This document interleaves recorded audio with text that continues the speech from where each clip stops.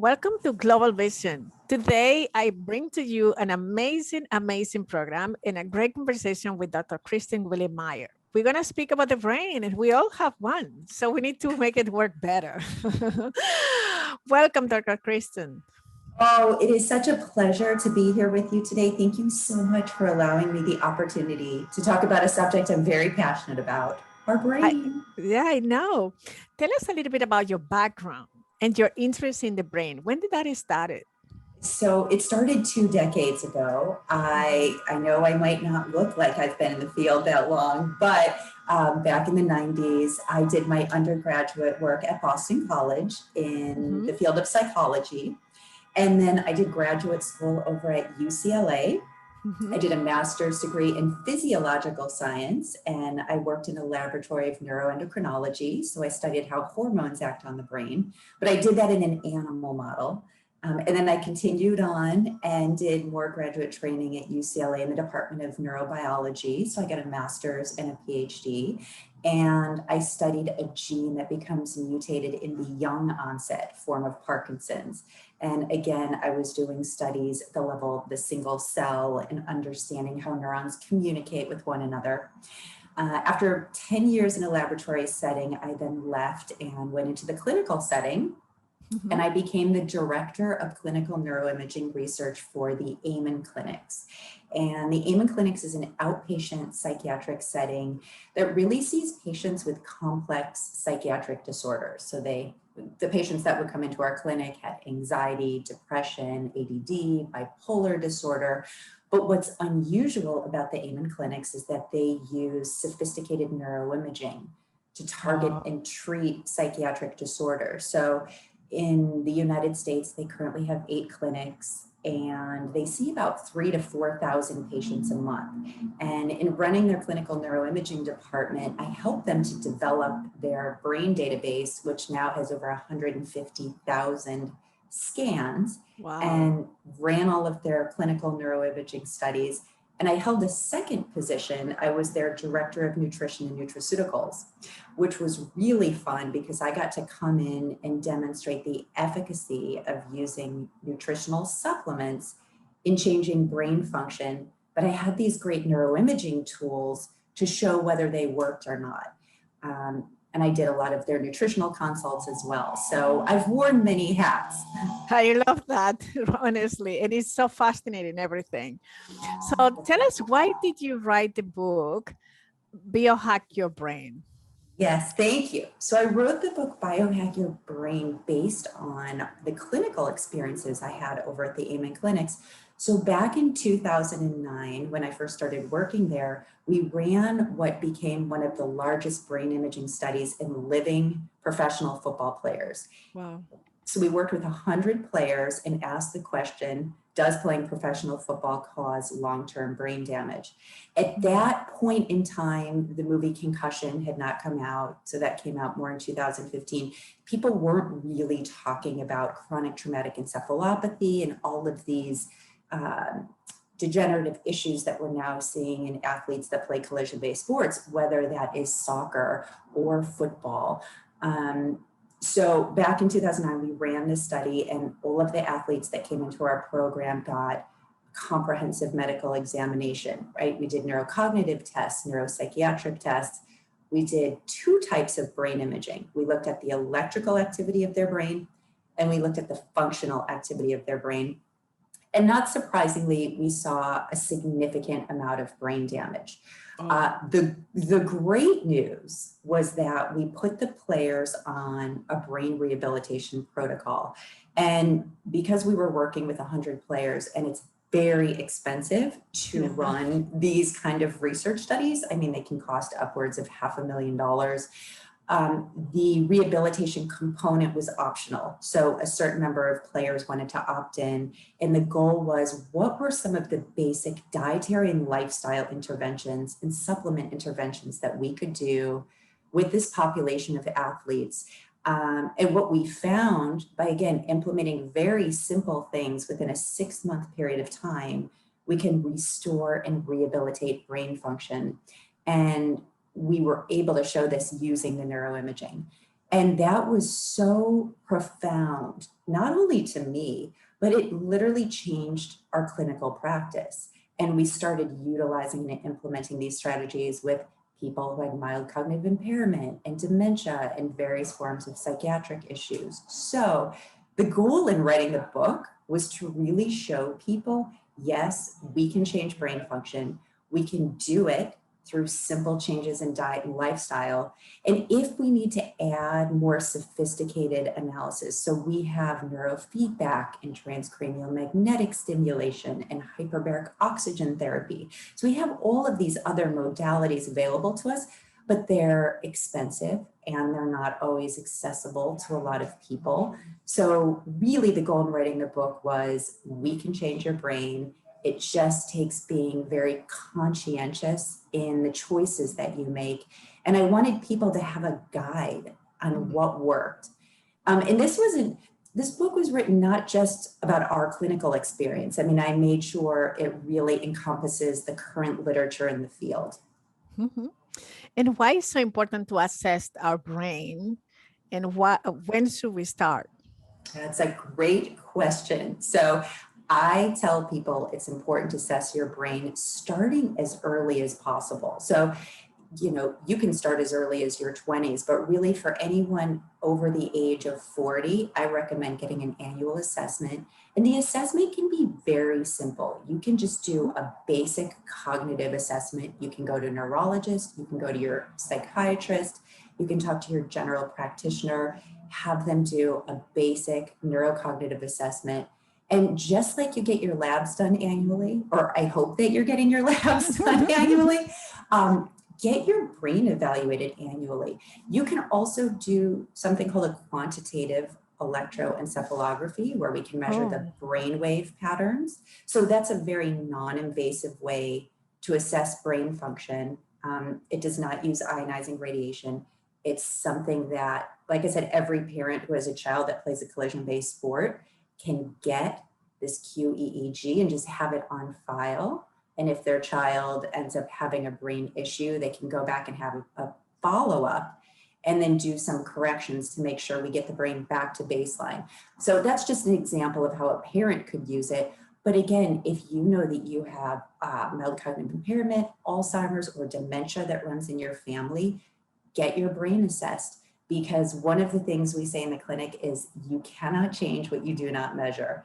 And being a scientist, we are guided by the metrics and the numbers. And I think it also really inspires people to stay on a brain healthy protocol. Wow. Yeah. It is a great recommendation. Well, we've been hearing a lot that there is a relationship between the aging process and how that changed in cognition. Yes. It is possible to slow down the aging process? It is absolutely possible to slow down the aging process at any age, whether you're 40, 60, or 90. And that's really another reason why I wrote this book.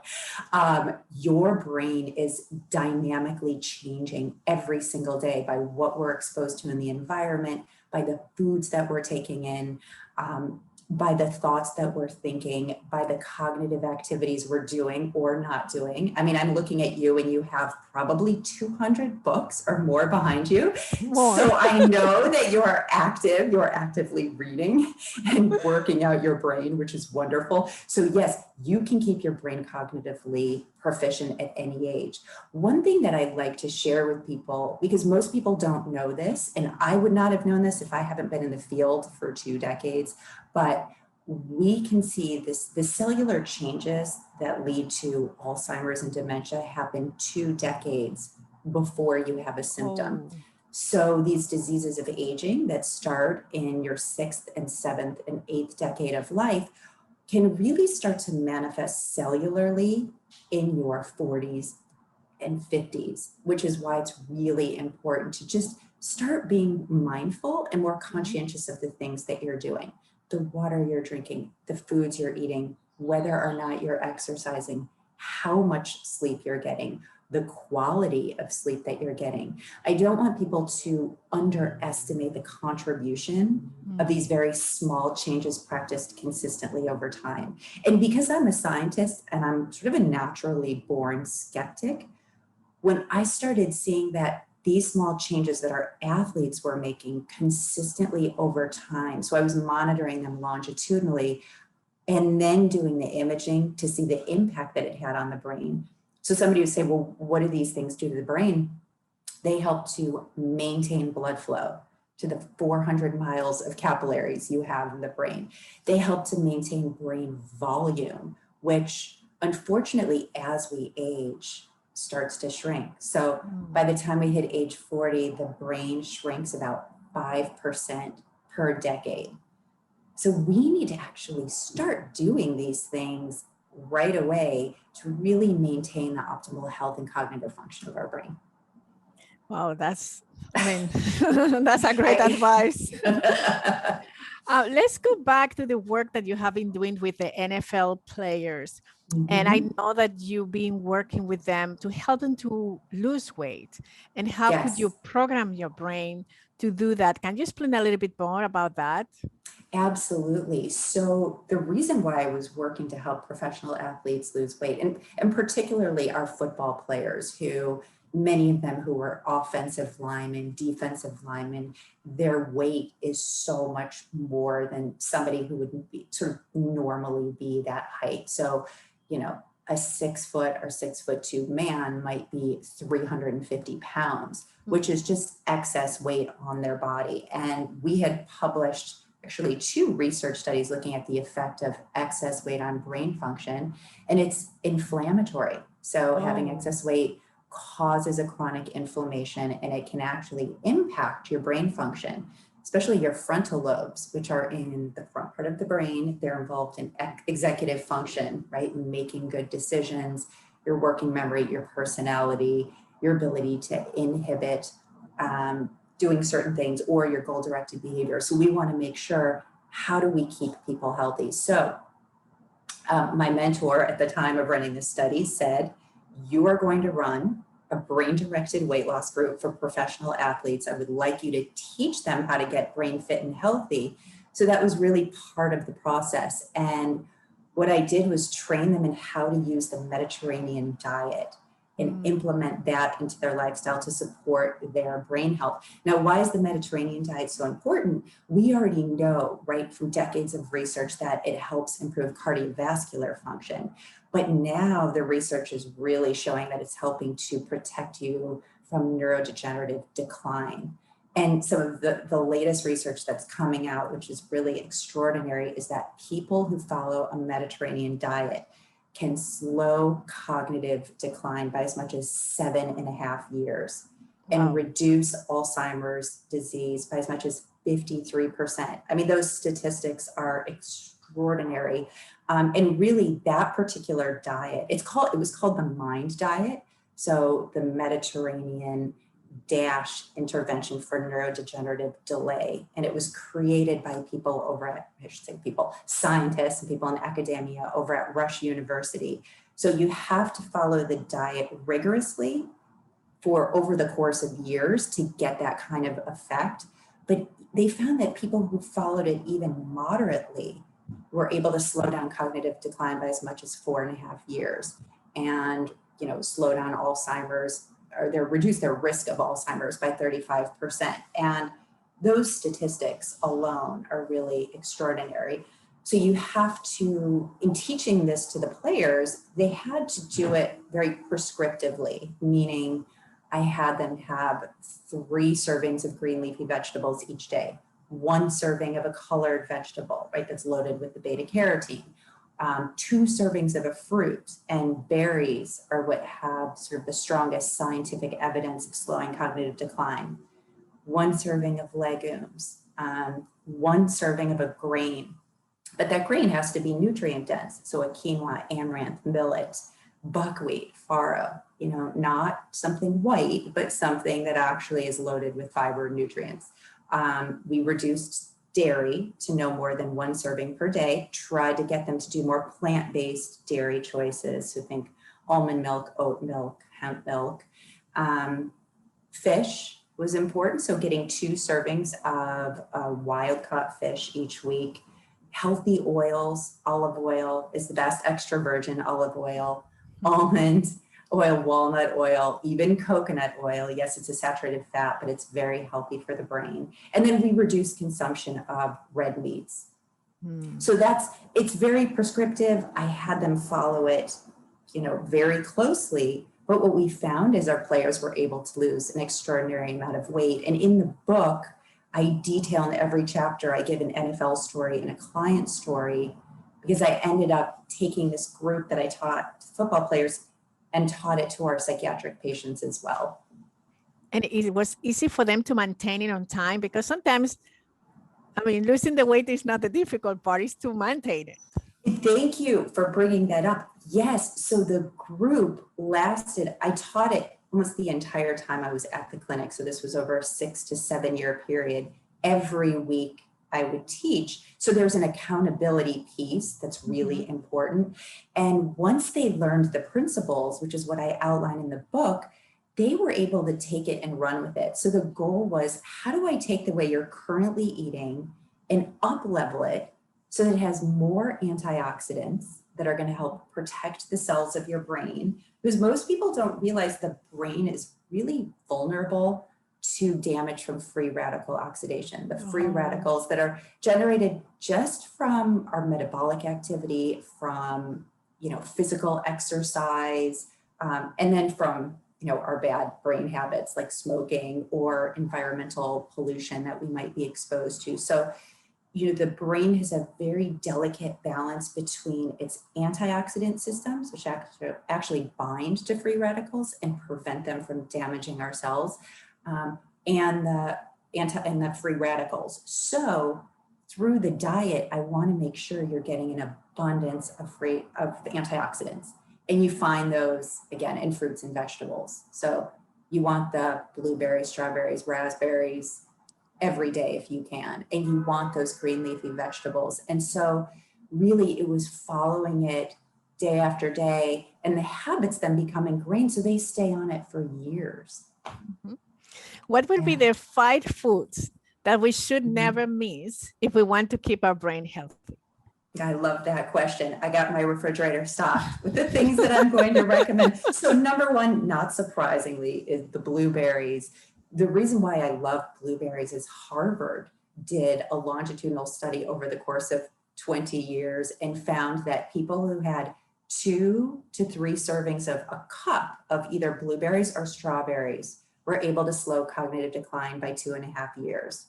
So the key is you have to have it, at least twice a week, but why not do it every day? So in my refrigerator, blueberries, strawberries, raspberries, blackberries, always, and I have them daily. So that's number 1.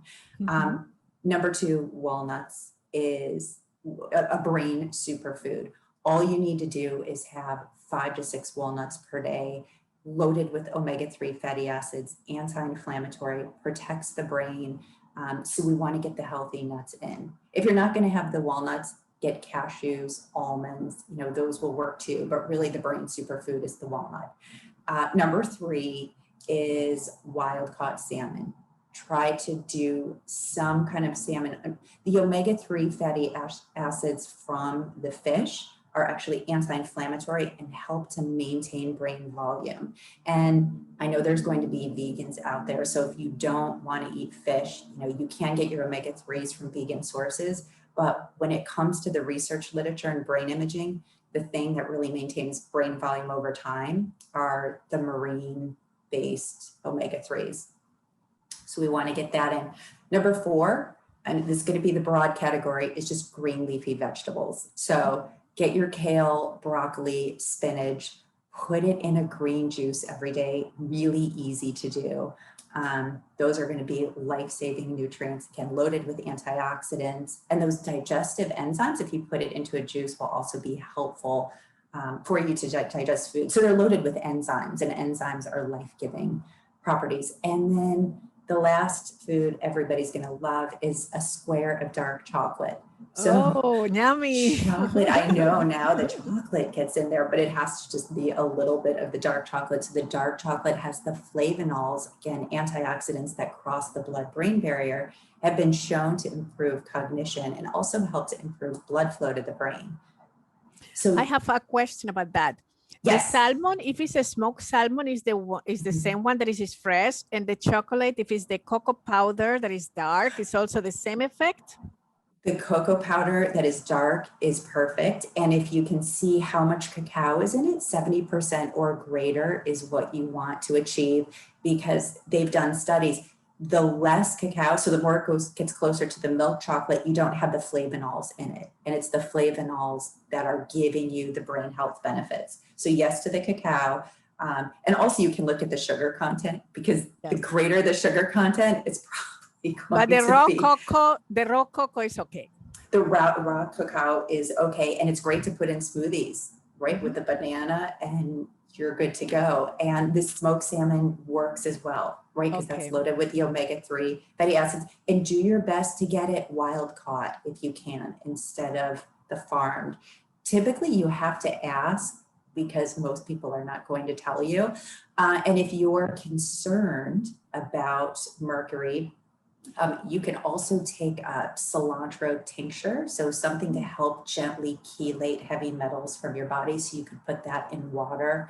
You can also add some lemon to it. So I think there are some things you can do to offset the concerns about the heavy metal exposure and pesticide, things that are found in fish. Wow, this is amazing recommendations. Good. I'm glad they're helpful to you. Trust me, I've been doing this for 20 years and I still upgrade. The more I learn and the more I teach and the more I read the literature combined with the research that we've been doing, I get so excited. I actually love living a brain healthy lifestyle and teaching it to other people. And I think because I've seen our ability to restore and rehabilitate brain function, you can use your food as medicine.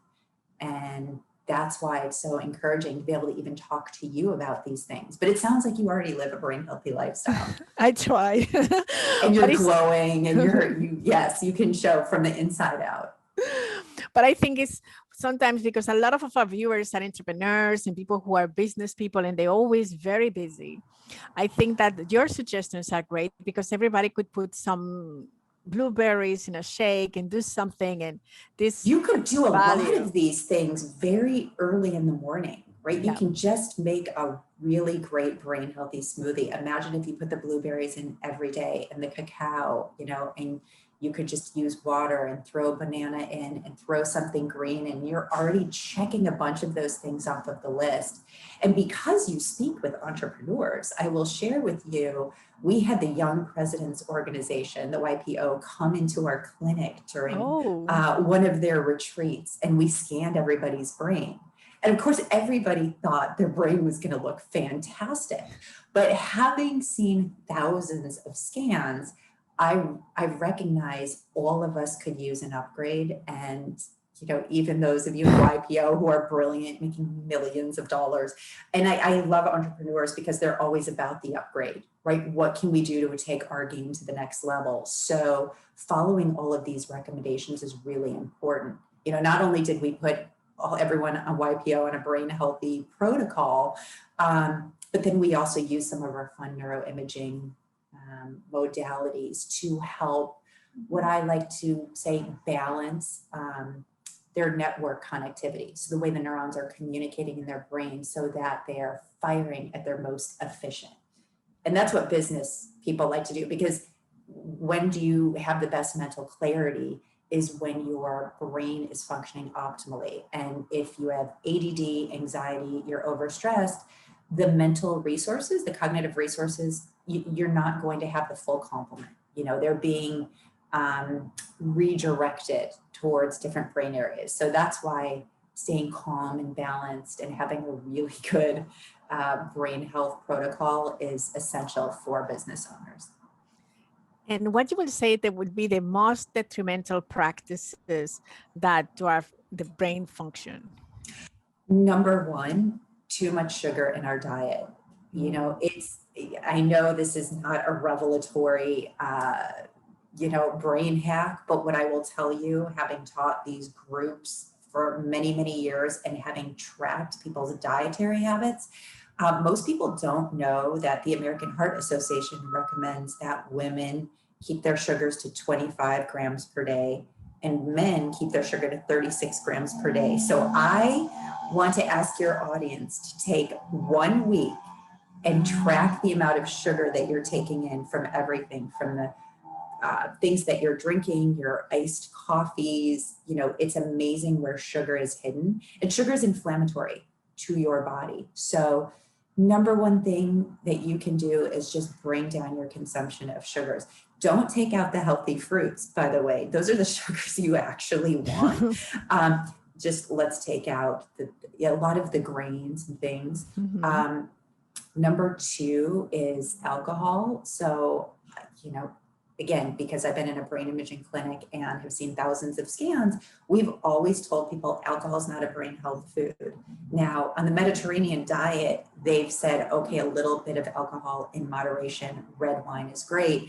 But I'll tell you, a new study just published out of the University of Oxford. They studied 25,000 people and did brain imaging on these individuals and found that there was no safe amount of alcohol for the brain. It shrinks brain volume, and it also slows down the connections between the neurons.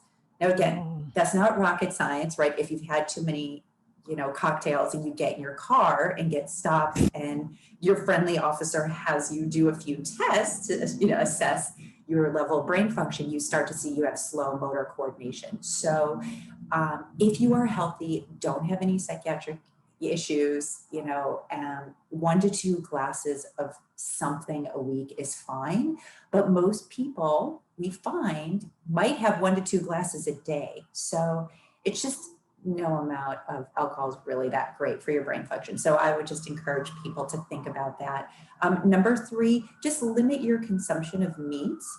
Too much red meat has the saturated fat that can impact your blood vessel health. And if your blood vessels are not healthy, your brain is not going to be healthy. Brain is not going to be healthy. Be careful of exposure to EMFs, electromagnetic frequencies. So a lot of people use the little Bluetooths that go in the ear, and that is not the best for your brain health. So you notice that I'm on one of these.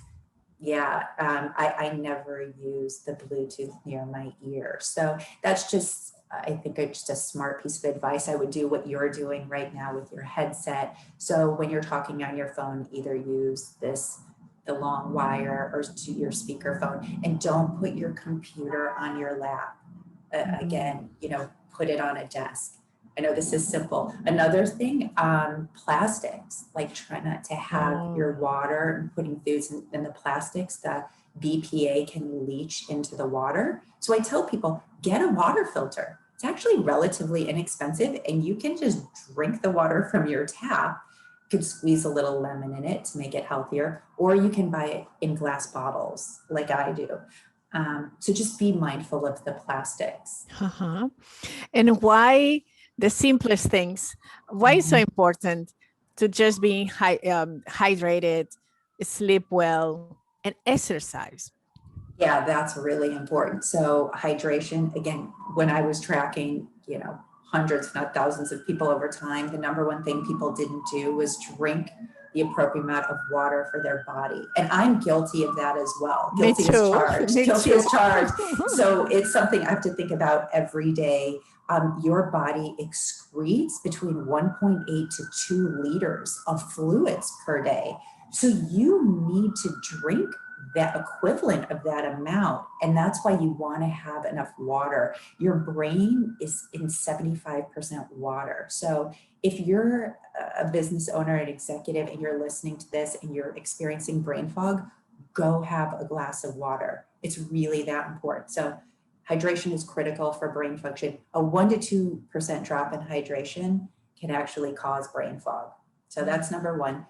Sleep is critical. If you do nothing else after you've listened to this, but get a good 7 to 8 hours of sleep, continuous sleep per night, that is so essential to your brain. Number one, there's something called the glymphatic system, which helps to clear toxins out of our brain when we sleep. That's because when we sleep, the glia in our brain actually shrink, allows for cerebrospinal fluid to flow and flush out abnormally folded proteins. When we sleep, we consolidate our memory. So everything that you've learned during the day goes into long-term storage at night. And number three, when we sleep, it helps us consolidate our emotions. I should say consolidate, helps us work through our emotions during the day. So you don't have to go see a therapist. You can actually help to get through your emotional issues just through getting a great night's sleep. And last, you'd asked about exercise, correct? Yes. Exercise is one of the best. It's actually one of the number one ways to maintain brain function as you age. Increases blood flow to the brain, reduces the stress hormone cortisol, acts as an antidepressant, maintain brain volume. So if you combine daily exercise, just 30 to 45 minutes, combined with new learning, like reading those 200 books that I see behind you, that's going to be essential to keeping your cognitive function as you age. Well, I have one more question before we just wrap up.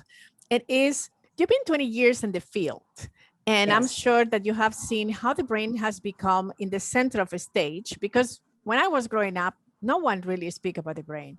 How do you foresee the future of the brain studies, and what can we accomplish when we know more about the brain? Well, I'm with you. When I was growing up, nobody was talking about the brain either, which I think is why I'm so honored to be in the leading edge in this field. And what I'm seeing is we're coming in this era of precision medicine, where we're using these sophisticated neuroimaging tools to tailor treatments to patients. And what's great, and it was not only great about having the neuroimaging tools, we're combining this with the big data and machine learning to be able to diagnose and treat diseases before we have symptoms. So as I was talking about with Alzheimer's, you can use a non-invasive imaging of the eye to actually track the accumulation of misfolded proteins. And the way you're going to address Alzheimer's is treating it early before you have a symptom. So, you know, there's so many incredible things. I mean, look at Elon Musk doing his work with brain-computer interfaces and his work in sort of harnessing the power of the brain to be able to address neurological disorders in people who are quadriplegics and paraplegics. So it's a really exciting time to be in the brain health field. And, you know, I'm looking forward to being part of that continued evolution. Wonderful. So we are so grateful, Dr. Kristen, that you have been here with us. I cannot wait to read your book. Yours is coming. It's on the way. Wonderful. And I think you give us incredible recommendations. And I think that all of us, we could use that and really take care of that, because it doesn't take so much. It's all about commitment to our health. And the brain is the commander. So the brain is the central command center, and we want to make sure it's well cared for. And it's so easy to do. Imagine like a pilot's checklist. In the morning, you just have your checklist of, you know, the 5 or 10 things you do. And with all of the executives and CEOs that are listening, you guys are just like my pro athletes. My pro athletes excelled because they love to be given the checklist and say, tell me what to do. So, and I will just tell your audience that, you know, this book really it's the guidebook. It's the comprehensive guidebook that you can use, that we've used in our clinical setting, that's helped patients transform their brain health. And if you don't believe me, go get your brain scan, get a baseline, follow the recommendations, and do a follow-up, because there's nothing better than objective data. I mean, that's said by a scientist, so definitely. Trust me, I need to see the data. I don't believe anything. And once I saw this, I was like, people need to know this. And, you know, we've got these pro athletes that are coming down with degenerative diseases. They have 3 times higher rate of neurological disorders and 4 times the rate of ALS and Alzheimer's. So anybody who's played a collision-based sport, say you're an executive and you played collegiate football, well, let's get you on a brain health protocol. that's why this book is written, because I still am connected with my players and they're getting these neurological disorders earlier. They're not getting them in their 6th decade of life, they're getting them in their 5th decade of life. So I just felt like it was really important that people knew this information. We all hear it, right? Exercise, eat right, get your sleep. But I wanted to give you the why, and I wanted to give the empirical evidence-based data. And that's why Well, you did that greatly today. You did it really awesome. Thank you so much. Thank you so Thank much. you for It's really such an honor and a pleasure to be here with you, Bisila. Well, I don't think it's going to be the last time. So good. I look forward to returning. Because this is a very wide field to discover. So today you just give us a little introduction, but of course, we'd love to know more. So thank you so much for being here with us today. Thank you. And I wish you a blessed day.